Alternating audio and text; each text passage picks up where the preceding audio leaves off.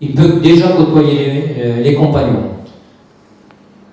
Une partie enseignement chez les compagnons, et quand il est dans cette partie enseignement chez les compagnons, il loge chez les compagnons. Et dans notre temps, puisque c'est un travail, une formation alternée, il est chez un employeur où il apprend son métier en pratique. Et puis autre conséquence. Et après, quand il a fini son apprentissage au bout de 2 ans, il peut éventuellement demander aux compagnons de rester dans la maison de compagnons et là, de véritablement commencer pleinement à côtoyer les compagnons où il sera interne à temps plein.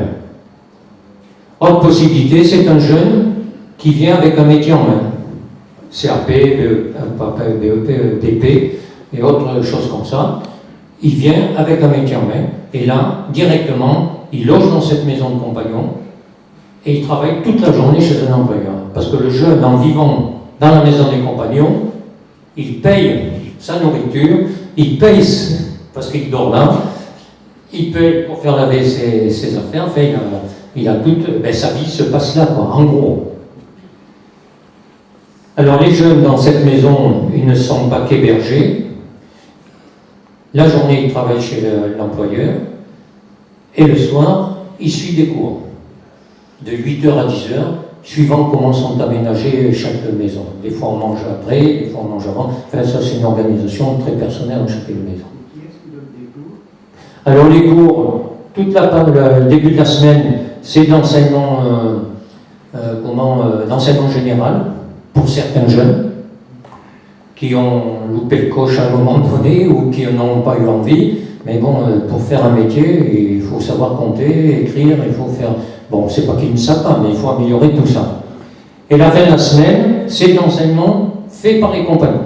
Les compagnons qui ont voyagé, qui sont sédentaires et qui viennent retransmettre auprès de leurs plus jeunes, des plus jeunes. Ce jeune, il passe grosso modo une première année chez les compagnons.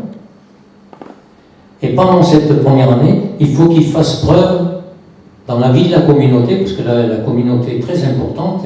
Vous avez 120 jeunes qui vivent en permanence là, qui logent là, bon, la journée on ne les voit pas puisqu'ils sont chez les patrons, comme on l'a dit.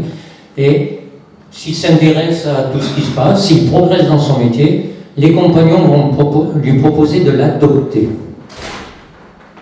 Il va faire un petit travail professionnel qui n'est pas... c'est pas ça, hein. Parce qu'il est tout jeune, hein, il a 17 ans, 18 ans. Hein.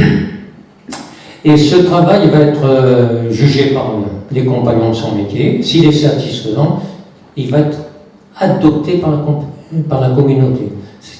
Je dis bien adopté par la communauté, pas par son métier. C'est la communauté des compagnons qui l'adopte. Parce qu'on l'a jugé digne.